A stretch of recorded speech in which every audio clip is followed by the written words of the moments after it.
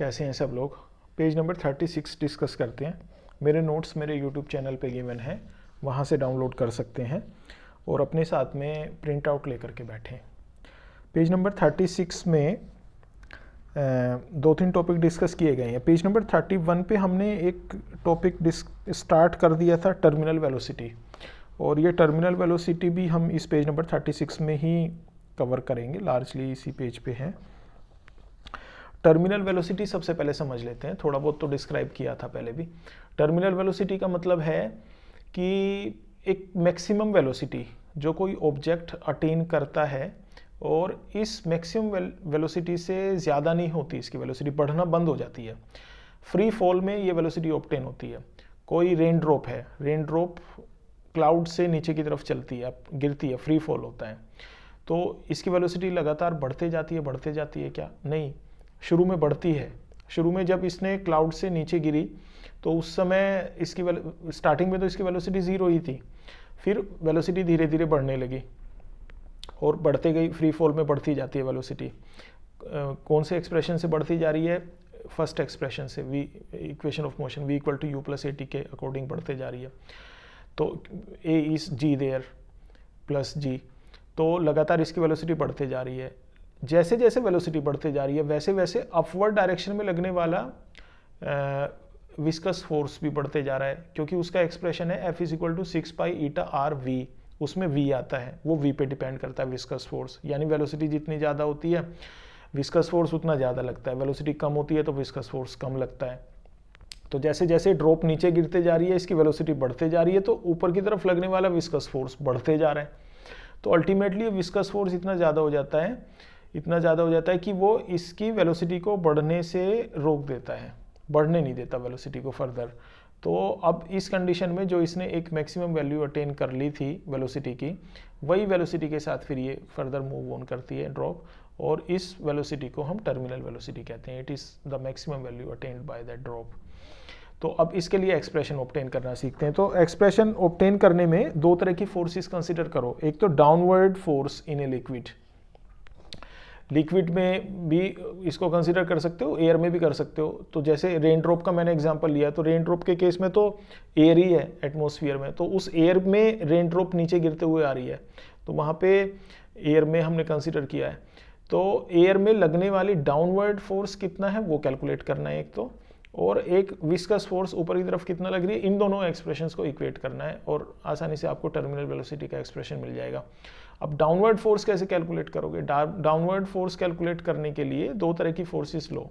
एक तो डाउनवर्ड उसका वेट लगा हुआ है, weight is itself a force, तो एक तो वो डाउनवर्ड उसका वेट लगा हुआ है, वो उसमें से माइनस करनी है अपथ्रस्ट फोर्स। तो वेट कितना होता है? m इंटू जी के बराबर। अब इस m को वॉल्यूम इंटू डेंसिटी से कैलकुलेट कर लो। तो वॉल्यूम कितना होता है? ड्रॉप है, रेन ड्रॉप, उसको स्फेरिकल मान के चलो, 4/3 पाई आर क्यूब, ये उसका वॉल्यूम हो जाएगा। 4/3 pi r cube volume, r is its radius, इसको डेंसिटी के साथ मल्टीप्लाई कर लिया, रो के साथ मल्टीप्लाई कर लिया और फिर जी के साथ मल्टीप्लाई कर लिया, तो ये डाउनवर्ड डायरेक्शन में लगने वाली फोर्स हो गई। अच्छा, बिल्कुल एग्जैक्टली इतना ही अमाउंट अपवर्ड डायरेक्शन में लगने वाली फोर्स का, थ्रस्ट फोर्स का भी होता है, बस यहाँ पे रो यूज़ कर रखा है तो वहाँ पे सिग्मा यूज़ कर लोगे। तो 4/3 पाई आर क्यूब वॉल्यूम हो गया इंटू सिग्मा इंटू जी, ये अपवर्ड लगने वाला अपथ्रस्ट हो गया। तो इनका डिफरेंस ले लो, तो डिफरेंस आ गया 4/3 pi r cube rho into g minus 4/3 pi r cube sigma into g. तो इसको जब 4/3 पाई आर क्यूब वगैरह ये सारा तो कॉमन ही आ रहा है, जी भी इधर कॉमन आ रहा है, तो ब्रैकेट में केवल बचता है रो माइनस सिग्मा। तो एक्सप्रेशन आपको मिल रहा है downward force in a liquid 4/3 pi r cube bracket में रो माइनस सिग्मा और bracket closed into g. This is expression number 1। तो ये डाउनवर्ड फोर्स के लिए एक्सप्रेशन हो गया, ये डाउनवर्ड फोर्स के लिए एक्सप्रेशन हो गया। अब इसी तरीके से अपवर्ड विस्कस फोर्स, वो अपवर्ड विस्कस फोर्स के लिए एक्सप्रेशन हमें पता ही है 6 pi eta r v, this is expression number 2। तो जिस समय टर्मिनल वेलोसिटी अटेन करेगी उस समय ये दोनों फोर्सेस आपस में बराबर होंगी, तो बराबर होंगी तभी तो फर्दर एक्सेलरेशन उसमें नहीं ही होगा और वेलोसिटी चेंज होना बंद होगी, क्योंकि दोनों फोर्सेस बराबर हो गए तो एक डाउनवर्ड है एक अपवर्ड है, तो दोनों बराबर हो गए तो नेट फोर्स जीरो हो गई। नेट फोर्स जीरो हो गई तो इसका मतलब अब वेलोसिटी में कोई चेंज नहीं होगा फर्दर। तो ये दोनों फोर्सेस बराबर होने, इनको इक्वेट रख लो, इक्वेट कर लो। तो इक्वेट कर लिया हमने। एक नेक्स्ट लाइन में एक from 1 and 2 4/3 pi r cube bracket में rho minus sigma into g is equal to 6 pi eta r v, और इसको वी के लिए सोल्व कर लिया। वी का एक्सप्रेशन मिल गया आपको 2r² ब्रैकेट में रो माइनस सिग्मा इंटू जी अपॉन 9 ईटा। तो ये आसानी से इसको कर सकते हैं। इसको, इस एक्सप्रेशन को याद रखने के बजाय इन दो फोर्सेस को आप याद रखें कि एक तो डाउनवर्ड डायरेक्शन में फोर्स कितना है और एक अपवर्ड डायरेक्शन में विस्कस फोर्स कितना है। इन दो एक्सप्रेशंस को याद रखें, और जब भी कभी टर्मिनल वेलोसिटी का एक्सप्रेशन ऑब्टेन करना हो तो इन दोनों को इक्वेट करके आसानी से कैलकुलेट करें।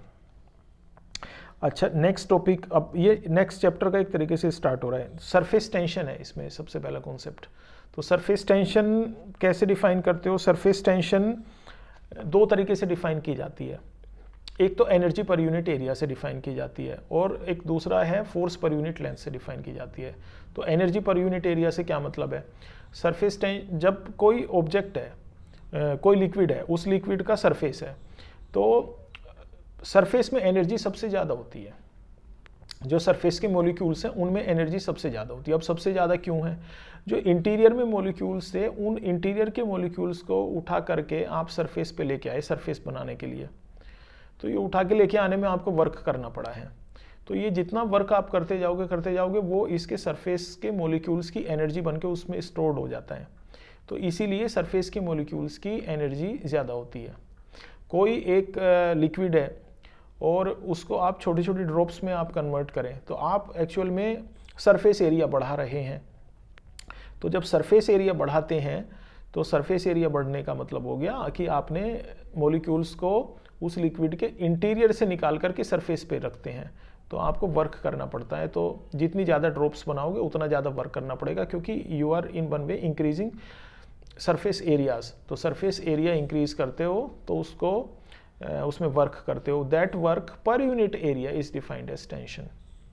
दैट वर्क मतलब वो उसकी एनर्जी के बराबर हो गया, जितना आपने वर्क किया वही उसकी एनर्जी हो गया सरफेस की। तो that energy per unit area is defined as surface tension. तो एक तो तरीका ये हो गया डिफाइन करने का, E upon delta A, T is equal to E upon delta A. और यहाँ से आप एनर्जी कैलकुलेट भी कर सकते हो। ये एक्सप्रेशन दोनों तरीके से यूज़ करना है। T कैलकुलेट करने के लिए E और डेल्टा ए की वैल्यू दे रखी है, तो T कैलकुलेट करने के लिए कई बार बोलता है, और कई बार कहता है कि बताओ वर्क कितना करना पड़ेगा या एनर्जी में कितना चेंज आ जाएगा अगर सरफेस एरिया में सो एंड सो चेंज करते हैं, टेंशन दे रखी होती है। तो T और डेल्टा ए का मल्टीप्लिकेशन करने से आपको एनर्जी मिल जाती है। तो इस तरीके से यूज़ करेंगे। दूसरा है सरफेस टेंशन का एक दूसरा तरीका डिफाइन करने का, फोर्स पर यूनिट लेंथ।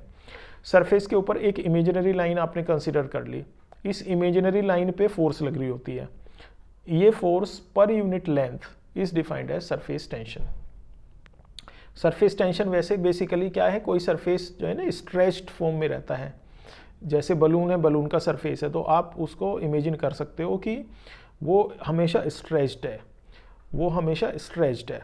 इसी तरीके से कोई भी लिक्विड का सरफेस भी स्ट्रेच्ड होता है। जैसे इसको बल्कि एक एग्जांपल से समझा जा सकता है बहुत अच्छा, कि जैसे मॉस्किटोज रहते हैं, तो मॉस्किटो लिक्विड के ऊपर, पानी के ऊपर, किसी कंटेनर में पानी भरा है तो उसके ऊपर बैठ सकते हैं। तो बैठ क्यों पाते हैं? क्योंकि वो एक लिक्विड की एक जो सरफेस है उसमें एक टेंशन है, वो टेंशन एक मेम्ब्रेन के जैसे एक्ट कर लेती है और मॉस्किटो का वेट सपोर्ट कर लेती है। तो इसको डिस्टर्ब करने के लिए उसमें थोड़ा केरोसिन ऑयल मिला देते हैं। केरोसिन ऑयल मिला देने से सरफेस टेंशन कम हो जाती है, तो फिर मॉस्किटो का वेट बियर नहीं कर पाती, क्योंकि टेंशन कम हो गई तो मॉस्किटो उस पर बैठ नहीं पाते। आप कोई एक बहुत पतली सी पिन है, उस पिन को अगर सरफेस के ऊपर ध्यान से रखें ब्लोटिंग पेपर की हेल्प से, तो वो उसके ऊपर तैर सकती है ड्यू टू सरफेस टेंशन। तो सरफेस टेंशन होती है, इसके प्रैक्टिकल एविडेंसेस हैं बहुत सारे। तो और मैथमेटिकली इसको कैलकुलेट कैसे करते हैं, दो तरीके से डिफाइन करते हो, मैंने आपको बता दिया। तो दूसरा था T is equal to F upon L। तो इसको भी दोनों तरीके से यूज़ करेंगे। कई बार F कैलकुलेट करना होता है तो वहाँ पे T इंटू L से F कैलकुलेट कर लोगे, या F दे रखा होता है, L दे रखा होता है तो T कैलकुलेट कर लोगे।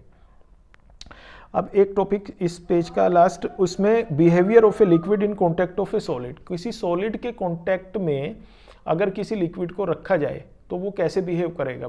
यहाँ पे बिहेव करने से हम ये एक्सप्लेन करना चाहते हैं कि उसकी ड्रॉप्स फॉर्म्ड होंगी कि नहीं होंगी। फॉर एग्जांपल एक ग्लास की प्लेट है, इस ग्लास की प्लेट में अगर आप एक वाटर की ड्रॉप डाल दो, थोड़ा सा वाटर डाल दिया आपने small with the help of